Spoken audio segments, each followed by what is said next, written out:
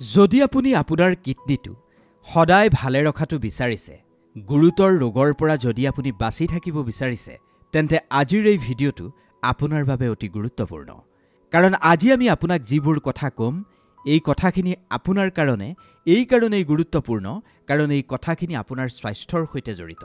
কোনবোৰ লক্ষণ আপুনি শৰীৰত দেখা পালে আপুনি আপোনাৰ কিডনিত অসুবিধা হোৱা বুলি গম পাব, আৰু কোনবোৰ লক্ষণ দেখা দিলে শীঘ্ৰেই আপুনি চিকিৎসকৰ কাষলৈ যাব লাগিব, সেই সন্দৰ্ভত আজিৰ এই ভিডিঅ'টোত আপুনি জানিব পাৰিব। নমস্কাৰ প্ৰিয় দৰ্শক, আমাৰ ছেকেণ্ড চেনেল পজিটিভ ভাইবছৰ এটা নতুন ভিডিঅ'লৈ আপোনালোক সকলোকে স্বাগতম জনাইছোঁ। মানুহৰ শৰীৰৰ অত্যন্ত গুৰুত্বপূৰ্ণ অংগ এই কিডনি। এই কিডনি কেনেকৈ আপুনি পৰিষ্কাৰ কৰি ৰাখিব, এই কিডনিটো কেনেকৈ আপুনি সুস্থ কৰি ৰাখিব, শৰীৰত কোনবোৰ লক্ষণ দেখিলে আপুনি কিডনিৰ অসুবিধা হোৱা বুলি আপুনি গম পাব, সেই বিষয়ে আজি আপুনি এই ভিডিঅ'টোত জানিব পাৰিব। আপুনি কেৱল ভিডিঅ'টো শেষলৈকে চাব লাগিব। কিডনি পৰিষ্কাৰ কৰাৰ প্ৰাকৃতিক উপায়ৰ বিষয়েও মই আজি আপোনালোকক ক'বলৈ চেষ্টা কৰিম। আপোনাক পুনৰ কওঁ, যদি এবাৰ কিডনি বেয়া হৈ যায়, তেন্তে সেই কিডনি ঠিক কৰিবৰ কাৰণে ডায়েলিচিছ বা ট্ৰান্সপ্লাণ্ট এই দুয়োটাই খুব খৰচী। এই দুয়োটা পদ্ধতিৰেহে আপুনি সেই কিডনিটো সুস্থ কৰি ৰাখিবগৈ পাৰিব। প্ৰতিদিনে ডায়েলিচিছ কৰাৰ খৰচ বহন কৰিব পৰাৰ ক্ষমতা আপোনাৰ থাকিব লাগিব, বা কিডনি ট্ৰান্সপ্লাণ্ট কৰিবলৈ যি লাখ লাখ টকাৰ প্ৰয়োজন, সেই লাখ লাখ টকা আপুনি ক'ৰ পৰা গোটাব? গতিকে কিডনিটো সুস্থ কৰি যদি আপুনি ৰাখিব পাৰে, তেন্তে এইবোৰৰ প্ৰতি আপোনাৰ কোনো চিন্তা নাথাকিব। প্ৰাৰম্ভিক অৱস্থাত কোনবোৰ লক্ষণ দেখা পালে আপুনি কিডনিটোৰ কাৰণে চিকিৎসকৰ কাষলৈ যাব লাগিব, সেই বিষয়ে জানিব পাৰিব এই ভিডিঅ'টোত। প্ৰাকৃতিকভাৱে কিডনিটো কেনেকৈ আপুনি পৰিষ্কাৰ কৰি সুস্থ কৰি ৰাখিব পাৰিব, সেই বিষয়েও আপোনাক আজি ভিডিঅ'টোত ক'ম। আপুনি কেৱল মন দি শেষলৈকে চাব। বেমাৰবোৰ কেনেকুৱা হয়? বেমাৰবোৰে কোনো আগজাননী নিদিয়াকৈ লাহে লাহে শৰীৰটোক ক্ষতি কৰে। বেছিভাগ ক্ষেত্ৰতেই মানুহে যেতিয়া গম পায় তেওঁৰ কিডনিৰ কিবা সমস্যা হৈছে, তেতিয়ালৈ বহু পলম হৈ যায়। কাৰণ এই বেমাৰবোৰে এনেকুৱা চাইলেণ্টলি মানুহক এটেক কৰে, আৰু যেতিয়া বহু পলম হৈ যায়, তেনেকুৱা স্থিতিত ব্যয়বহুল চিকিৎসাৰ বিকল্প একোৱেই নাথাকে। আমাৰ দুয়োটা কিডনি আমাৰ শৰীৰটোৰ কাৰণে এক গুৰুত্বপূৰ্ণ অংগ। কেইবাটাও জৰুৰী কাম কিডনিয়ে একেলগে কৰে। যেনে ধৰক, আপোনাৰ শৰীৰত থকা ৰক্ত পৰিষ্কাৰ কৰে, শৰীৰত হৰমন প্ৰস্ৰাৱৰ সৃষ্টি কৰে, যিবিলাক বিষাক্ত বস্তু শৰীৰটোৰ ভিতৰত থাকে, সেই বিষাক্ত বস্তুবোৰ প্ৰস্ৰাৱৰ জৰিয়তে বাহিৰলৈ উলিওৱাত এই কিডনিয়ে সহায় কৰে। শৰীৰটোৰ ভিতৰত পানী আৰু খনিজৰ সন্তুলন বনাই ৰাখে। বহু গুৰুত্বপূৰ্ণ কাম শৰীৰটোত আমাৰ কিডনি দুটাই কৰে। যদি কোনোবা মানুহ বুঢ়া বয়সলৈকে সুস্থ হৈ থাকিব বিচাৰিছে, তেন্তে সেই মানুহজনে নিজৰ কিডনি দুয়োটা ভাল কৰি ৰাখিবই লাগিব। কাৰণ এই দুয়োটা কিডনিয়ে আমাৰ শৰীৰটোৰ কাৰণে বহুত বেছি জৰুৰী।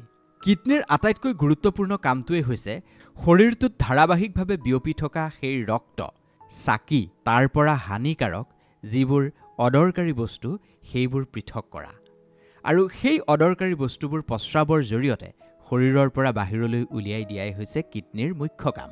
কিন্তু কেতিয়াবা বিভিন্ন কাৰণত বা বিভিন্ন অভ্যাসৰ কাৰণে বা অভ্যন্তৰৰ কিছু সমস্যাৰ কাৰণে কিডনিয়ে লাহে লাহে কাম কৰা বন্ধ কৰি দিয়ে।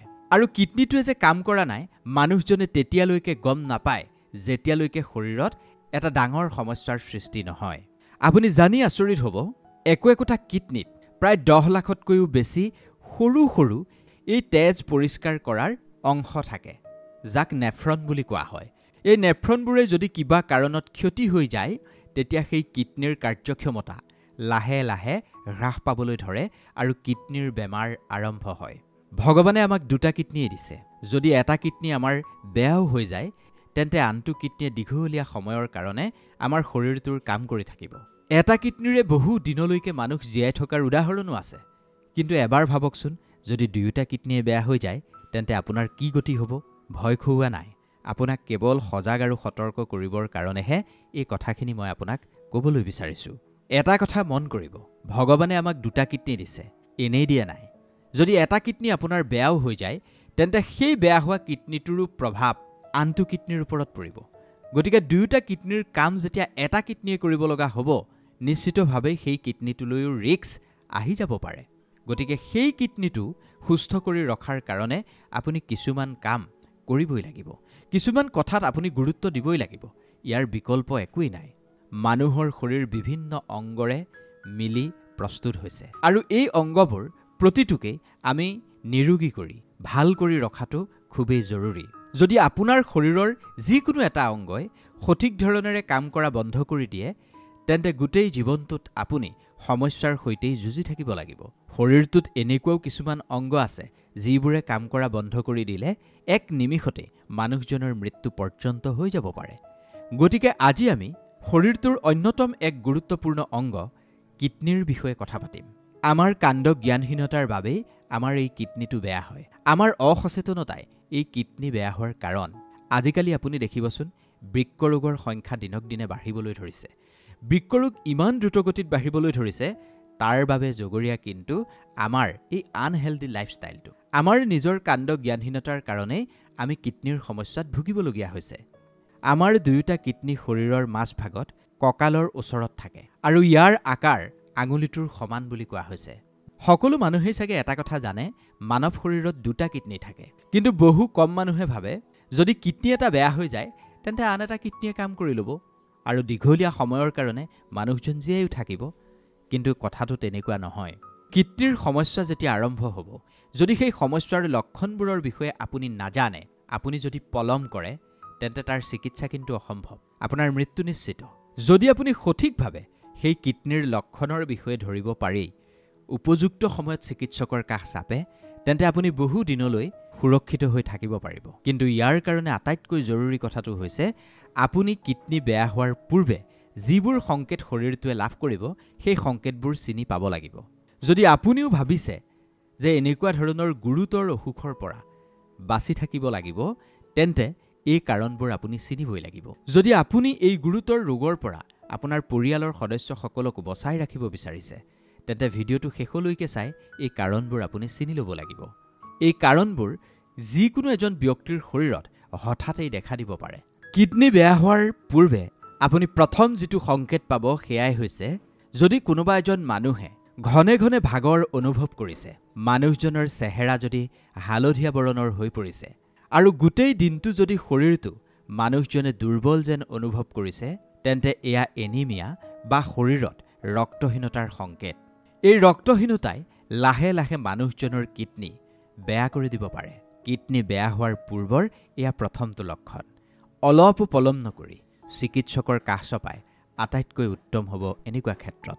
যেতিয়া কিডনীটোৱে ভালদৰে কাম নকৰা হ'ব, তেতিয়া শৰীৰত কিছুমান জৰুৰী হৰমন প্ৰস্তুত নহ'ব আৰু শৰীৰত তেজৰ সৃষ্টিও লেহেমীয়া হৈ পৰিব। যদি এনেকুৱা ধৰণৰ লক্ষণ আপোনাৰ চকুত পৰিছে, তেন্তে শীঘ্ৰেই আপুনি চিকিৎসকৰ কাষ চপা উচিত।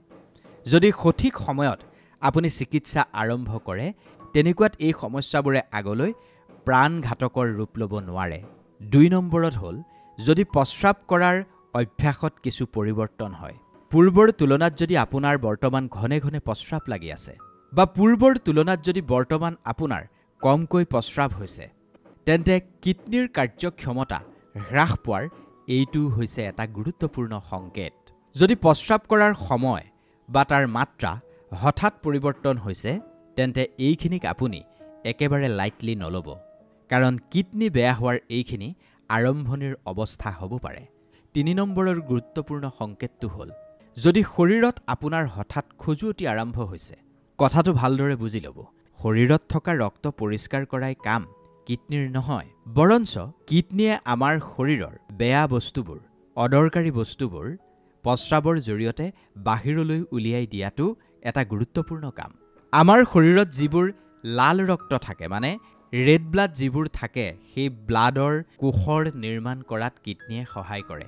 হাড় মজবুত কৰাৰ ক্ষেত্ৰত এইখিনিয়ে সহায় কৰে আৰু আমাৰ তেজত খনিজৰ সন্তুলন বজাই ৰাখে এইখিনিয়ে। যদি কিডনীয়ে সঠিকভাৱে কাম কৰা বন্ধ কৰি দিয়ে বা কাম নকৰে, তেতিয়াই শৰীৰত খজুৱতিৰ সৃষ্টি হয়। এই সংকেত হাড় আৰু খনিজৰ সৈতে জড়িত। এই সংকেত যিখিনি প্ৰায় কিডনীৰ ৰোগৰ সৈতে একেলগে দেখা যায়।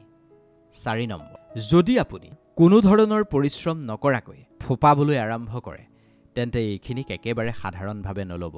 যদি কিডনীৰ কাৰ্যক্ষমতা হ্ৰাস পায়, তেন্তে শৰীৰৰ ভিতৰত অতিৰিক্ত পানী জমা হৈ পৰে আৰু পানী যেতিয়া লাহে লাহে আমাৰ হাওঁফাওত জমা হয় তেতিয়াই হাওঁফাৱে কাম কৰা বন্ধ কৰি দিয়ে। উশাহ নিশাহত তেতিয়াই মানুহ এজনৰ সমস্যা হৈ পৰে। এই সমস্যাবোৰ সেইসকলৰ ক্ষেত্ৰত বেছিকৈ হয় যিসকলে ধূম্ৰপান কৰে। যদি এই সমস্যা কিডনীৰ সৈতে জড়িত তেন্তে ই বহুত বেছি গুৰুতৰ। সেইকাৰণে এই সমস্যাটোত খুব বেছি গুৰুত্ব দিব লাগে। 5 নম্বৰ, আৰু এটা খুব ভয়ানক লক্ষণ হৈছে যেতিয়া আমাৰ কিডনীয়ে নিজৰ কাম সঠিকভাৱে কৰা বন্ধ কৰি দিয়ে তেতিয়াই আপুনি শৰীৰৰ পিছৰ অংশ অৰ্থাৎ কঁকালৰ পৰা কিছু ওপৰ অংশত হঠাৎ বিষ অনুভৱ কৰিবলগীয়া হ'ব পাৰে। গোটেই পিঠিখনতেই আপুনি এই বিষৰ অনুভৱ কৰিব পাৰে। আৰু এই বিষ কেতিয়াবা ইমান বেছি ভয়ানক হৈ পৰে আপুনি মানুহজন চিধাও হ'ব নোৱাৰা হৈ পৰিব পাৰে। এই বিষ একেবাৰে সহ্যৰ সীমাৰ আপোনাৰ বাহিৰ হৈ যাব পাৰে। এই বিষ কিন্তু হঠাতেই হ'ব পাৰে। এই বিষ হোৱাৰ পূৰ্বে আপুনি কোনো ধৰণৰ ছিগনেল নাপাব আৰু সেই বিষটো হঠাৎ হৈ হঠাৎ নোহোৱা হৈ যাব পাৰে। কিন্তু বাৰে বাৰে যদি এনেকুৱা হৈ থাকে তেন্তে এইখিনি খুবেই বিপদজনক। 6 নম্বৰ, যদি আপোনাৰ হঠাতেই ভোক কমকৈ লগা আৰম্ভ কৰে তেন্তে আপুনি বুজিব লাগিব কিডনী বেয়া হোৱাৰ এয়াও এটা গুৰুত্বপূৰ্ণ সংকেত। যেতিয়া কিডনী খুব বেছি দুৰ্বল হৈ পৰে তেতিয়া আপোনাৰ শৰীৰৰ ভিতৰত বিষাক্ত তত্ত্বৰ স্তৰ লাহে লাহে বাঢ়িবলৈ ধৰে।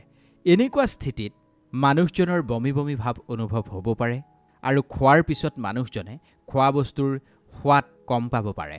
এই সকলোবোৰ লক্ষণৰ লগতেই যদি আপোনাৰ ভোক সম্পূৰ্ণৰূপে নোহোৱা হৈ গৈছে তেতিয়া এই কথাৰ পৰা এটা স্পষ্ট হৈ পৰে আপোনাৰ কিডনীয়ে আগৰ দৰে কাম কৰা বন্ধ কৰি দিছে। আপোনাক শীঘ্ৰেই চিকিৎসাৰ প্ৰয়োজন হ'ব। ইয়াৰ পিছৰ লক্ষণটো হৈছে যদি আপোনাৰ নিমখ বেছিকৈ খোৱাৰ অভ্যাস আছে তেন্তে এইখিনিয়ে সঠিক সময় আপুনি আপোনাৰ সেই অভ্যাস সলাই পেলাওক। যিজন মানুহে খাদ্যবস্তুত প্ৰতিদিনেই বেছিকৈ নিমখ সেৱন কৰে তেন্তে সেইজন মানুহেই নিজেই নিজৰ কিডনীক বেয়া কৰি আছে। বেছিকৈ নিমখ খালে শৰীৰত ছডিয়ামৰ স্তৰ বাঢ়ি যায়। ছডিয়ামৰ পৰিমাণ বাঢ়ি গ'লে ব্লাড প্ৰেছাৰ অৰ্থাৎ ৰক্তচাপ বৃদ্ধি হয় মানুহৰ শৰীৰত আৰু ইয়াৰ পোনপটীয়া প্ৰভাৱ পৰে আমাৰ কিডনীৰ ওপৰত। চিকিৎসকৰ পৰামৰ্শ অনুসৰি প্ৰতিদিনে 5 গ্ৰামতকৈ অধিক নিমখ সেৱন কৰাটো অনুচিত। ইয়াতকৈ বেছি নিমখ খালে লাহে লাহে কিডনীয়ে কাম কৰা বন্ধ কৰি দিয়ে। ইয়াৰ পিছৰ লক্ষণটো হৈছে শৰীৰৰ বিভিন্ন অংগ ফুলি যোৱা, ভৰি হাত ফুলি যোৱা বা শৰীৰত ৰঙচুৱা কিবা দাগ পৰা। যেতিয়া কিডনীয়ে নিজৰ মুখ্য কাম সঠিকভাৱে কৰিব নোৱাৰে অৰ্থাৎ শৰীৰৰ অতিৰিক্ত পানী আৰু নিমখ যদি কিডনীয়ে বাহিৰলৈ উলিয়াই পঠিয়াব নোৱাৰে তেন্তে এই সকলো তৰল পদাৰ্থ শৰীৰৰ ভিতৰত জমা হ'বলৈ আৰম্ভ কৰে। ইয়াৰ পোনপটীয়া প্ৰভাৱ পৰে শৰীৰত। শৰীৰৰ বিভিন্ন অংগ যেনে হাত ভৰি আদি ফুলিবলৈ ধৰে বা হাত ভৰি বা পেটত বিভিন্ন ধৰণৰ ৰঙচুৱা দাগ উঠিবলৈ ধৰে। এই স্থিতি বহুত বেছি গম্ভীৰ। যদি আপোনাৰ ভৰি হাত ফুলিবলৈ ধৰিছে তেন্তে আপুনি সোনকালেই চিকিৎসকৰ কাষ চাপক। বহু মানুহৰ হাত ভৰি ফুলি যায় কিন্তু হাত ভৰি ফুলি যোৱাৰ পিছতো তেওঁলোকে চিকিৎসকৰ কাষ নাচাপে। হাত ভৰি ফুলি যোৱাটো কিডনী বেয়া হোৱাৰ কিন্তু এটা সংকেত হ'ব পাৰে। মই এইটো কোৱা নাই হাত ভৰি ফুলি যোৱা মানে আপোনাৰ কিডনীটো বেয়া হৈ গ'ল। চাওক, যিবোৰ লক্ষণৰ বিষয়ে ক'লোঁ এনেকুৱা ধৰণৰ লক্ষণ ওলালেই আপুনি আপোনাৰ কিডনী বেয়া হৈছে বুলি ভাবি ল'ব নালাগে। এই লক্ষণবোৰ এই কাৰণেই কৈছোঁ যাতে আপুনি সঠিক সময়ত চিকিৎসকৰ কাষ চাপিব পাৰে। ধাৰাবাহিকভাৱে যদি হাত দুখন ভৰি দুটা ফুলিবলৈ আৰম্ভ কৰিছে তেন্তে এবাৰ চিকিৎসকৰ কাষ চাপক। প্ৰপাৰ ডায়েগনচিছৰ জৰিয়তে আপোনাৰ সেই ৰোগ প্ৰাৰম্ভিক অৱস্থাতেই ঠিক হ'ব পাৰে। এই লক্ষণবোৰ যদি আপুনি শৰীৰত দেখিছে মই পুনৰ কৈছোঁ কেতিয়াও সাধাৰণভাৱে নল'ব, কাৰণ এইখিনি আপোনাৰ কিডনীৰ সৈতে জড়িত লক্ষণ। কাৰণ কিডনী সুস্থ হৈ থাকিলেহে আপুনি মানুহজন সুস্থ হৈ জীয়াই থাকিব পাৰিব। যাৰ এবাৰ কিডনীৰ সমস্যা হৈছে সেইজন মানুহেহে বুজি পায় ইয়াৰ ভয়াৱহতা কিমান। যিটো হাৰত আমাৰ ৰাজ্যখনতেই বা দেশত কিডনী বেয়া হোৱাৰ সংখ্যা বাঢ়িবলৈ ধৰিছে সেইকাৰণে আজি আমি আপোনাক সজাগ কৰিবৰ কাৰণে এই ভিডিঅ'টো প্ৰস্তুত কৰিলোঁ। যিমান পাৰে সিমান আপুনিও আপোনাৰ দায়িত্ব পালন কৰি এই ভিডিঅ'টো প্ৰচাৰ কৰক যাতে মানুহখিনি কিডনীৰ বেমাৰৰ পৰা বাচি থাকিব পাৰে, প্ৰাৰম্ভিক অৱস্থাতেই যাতে মানুহখিনিয়ে চিকিৎসকৰ কাষ চাপিব পাৰে। ভিডিঅ'টো কেনে পালে জনাব। আপোনাৰ মতামত আমাক কমেণ্ট কৰি জনাব পাৰিব। ভিডিঅ'টো যদি ভাল লাগিল অনুগ্ৰহ কৰি আমাৰ চেনেলটো এবাৰ ছাবস্ক্ৰাইব কৰি দিব। ধন্যবাদ।